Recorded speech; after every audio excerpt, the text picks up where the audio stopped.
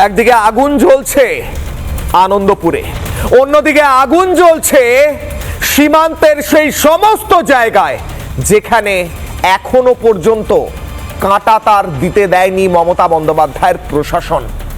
এটা মমতা বন্দ্যোপাধ্যায়ের প্রশাসনের দায়িত্ব।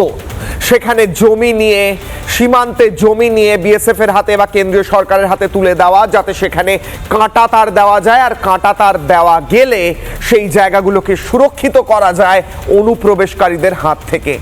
কিন্তু যে অনুপ্রবেশকারীরা মমতা বন্দ্যোপাধ্যায়ের ভোট ব্যাংক বলে বিজেপি অভিযোগ করে বারবার, সেই অনুপ্রবেশকারীদের কি আটকাতে চান মমতা বন্দ্যোপাধ্যায় আদৌ, নাকি এরকমই কাঁটা তারের মধ্যে মধ্যে গ্যাপ রেখে রেখে অনুপ্রবেশকারীদের ডেকে নিয়ে এসে এপারে এখনো অনুপ্রবেশকারী ভোট ব্যাংকে ক্ষমতায় থাকতে চান মুখ্যমন্ত্রী মমতা বন্দ্যোপাধ্যায়?